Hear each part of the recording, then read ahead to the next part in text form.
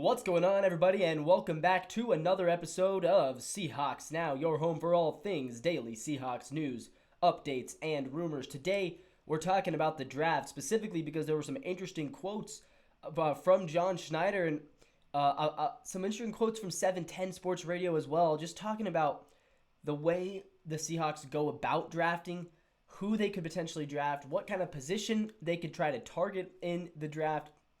And so today I'm just going to try to talk about that. I'm going to give my thoughts on whether or not do I think the Seahawks should target an O lineman in the first round, a D lineman in the first round, or potentially a quarterback in the first round. What position is more important? What position is more realistic? I think that's also, important to consider, just whether or not it's even realistic to take some of these positions. So let's start with the quote though. The Seahawks, according to Ryan Wilson of CBS Sports, the Seahawks are a wild card in the draft. He says, John Schneider always seems to zig when everyone else is zagging. Seattle is always a wild card. And what does he mean by this? That is an interesting statement to make. Seattle is a wild card in the draft. He went on to kind of talk about how he kind of thinks that some teams are very predictable in the draft. He says the Steelers are predictable. They're probably going to take a defensive guy or a running back. He says that some teams like the Chiefs are usually more predictable, that they are going to try to draft maybe a wide receiver or running back or an edge rusher. There are some teams like Philadelphia likes to focus on the line, the D-line, the O-line. He says Seattle, though, it's harder to predict where they're going to go, where they're going to focus every year in the draft. And he said, I think he believes that is because of John Schneider. And you can look back at plenty of examples in the past where, maybe he has proven right. We've seen quite a few years when the Seahawks have either chosen to trade down instead of taking, a good player where they're at, but they like to trade down. They like to get more picks. I think John Schneider really believes that, he believes that he can find diamonds in the rough better than anyone else. And whether or not that's true, that is what he's trying to do. He's trying to find diamonds in the rough, and so for him, I don't think it's about looking at the draft board and looking at, where does everyone have these prospects and looking at the big board from Mel Kiper and deciding who he's going to draft based off of that. I truly believe that John Schneider ignores all that in the offseason because if he, sometimes we've seen the Seahawks take players who aren't even projected to be drafted. He'll take those in the 4th or 5th round. We've seen them take 3rd, 4th round guys in the 1st round. Sometimes it works out for them, sometimes it doesn't, but that doesn't mean that they're not trying. And so I really do think that John Schneider kind of views himself as somebody who can analyze these players at a level that is either equal to or greater than the draft boards and the ESPN analysts. Whether or not he should see himself that way, I don't know, because, the Seahawks have had a few draft misses. I hate to say draft misses, but, the Seahawks have had their fair share of mistakes throughout the recent drafts, I think. But they've also had a fair share of successes. He found Jackson Smith-Njigba, he found DK Metcalf, he found Kenneth Walker. He has found great players. He's also had some misses. You think about Derek Hall, and I think you can say the jury is still out on some guys like Charles Cross. The jury's still out on him. Byron Murphy had a decent year, but nowhere near first-round level production. But those guys are young enough that they could still turn into something. But the Seahawks have had their misses. They've also had their hits. But I think what the point of calling them a wild card is that, it is kind of hard to predict just what is John Schneider going to do because he doesn't follow those traditional methods of analyzing players. He definitely has his own methods, his own mindsets, and for better or for worse, that's how he runs things. So I want to talk about where I think he should look, and we're just going to give some pros and cons to each. Why the Seahawks could target the O-line in round 1. It's pretty simple here, honestly. Why do you target the O-line? Because the offensive line is the most important piece of your offense outside of potentially a quarterback. And when I say potentially, I think a star quarterback can elevate a team. You know what I mean? Like a real true star quarterback is going to be able to elevate a team to the next level, like Mahomes or like Burrow or like Josh Allen. But if you don't have a star quarterback, you better have a great O-line. I think the Philadelphia Eagles are maybe the best representation of that. The way that they have won 2 Super Bowls in the past 8 years and made it to a third. You don't do that without that offensive line, because as good as guys like Carson Wentz and Jalen Hurts are, and I'm not saying they're bad players by any means, but they're not superstar quarterbacks. Jalen Hurts maybe, but can't call him that yet.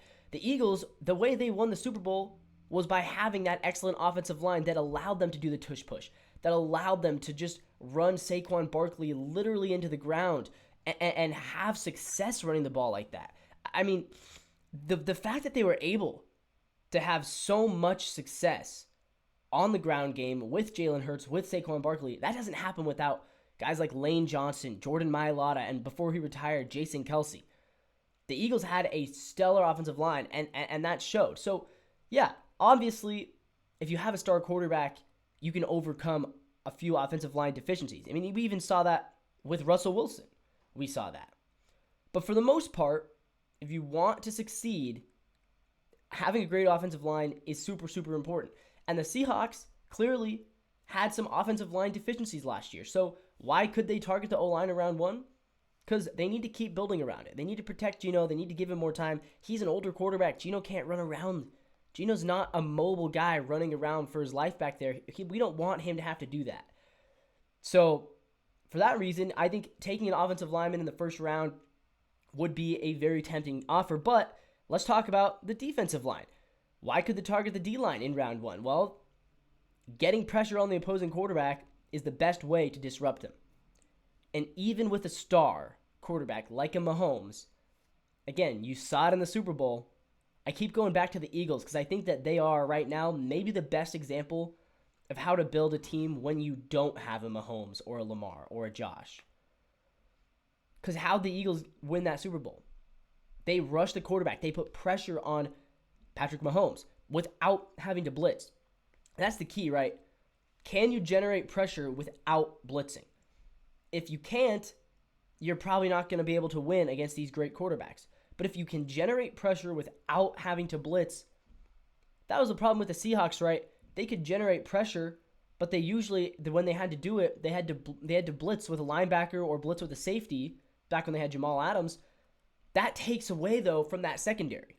So now you're opening up routes for the opposing wide receivers to get open. If you can just generate pressure with a 4-man rush, which is what the Eagles did against Mahomes and which is how they were able to be so disruptive in that game, that's huge. And the Seahawks, again, I don't necessarily think they've done the best of jobs doing that. So, yeah, I think targeting the D-line in round 1 would be massive. But there's also the question, what if they targeted a quarterback? Could they target a quarterback in round 1? Because as big as the defense and the offensive line is, quarterback, like I said, if you have a star quarterback, you can overcome pretty much anything else, right? A star like Patrick Mahomes, like Lamar Jackson, can overcome almost anything and win football games. The question is there a star quarterback that the Seahawks could realistically take? Because realistically, you're not drafting Shedeur Sanders. He's going to go top 5. And again, realistically, you're not drafting Cam Ward. He's also going to go top 5. So realistically, who could the Seahawks target? Who is out there that the Seahawks could draft that could legitimately be a star? My thoughts would go maybe to Jaxson Dart of Ole Miss. If you look at the numbers Jaxson Dart put up last year, he was very good. He was a Heisman candidate throughout the entirety of the season. He led a pro-style offense at Ole Miss and did it very well. So I think that potentially Jaxson Dart could be that guy. The Seahawks, he should be available at number 18 where the Seahawks are drafting. The question, though, is would you be overdrafting him at 18? And the answer there is maybe you would, because I haven't heard a lot of first-round buzz yet for Jaxson Dart. But I think if you're going to draft a quarterback, he could be the guy. And with that being said, tomorrow I'm going to be doing an in-depth analysis of why I love the idea of Jaxson Dart to the Seahawks. So that's just a little teaser for tomorrow's video. But with that, guys, being said, that'll wrap things up for today. We'll see you guys in the next video. Make sure you comment down below. I want to hear from you guys. Do you want to draft an offensive lineman, a defensive lineman, or a quarterback in the first round? And if so, why? We'll hear it from you guys down below. And as always, guys, until next time, go Seahawks.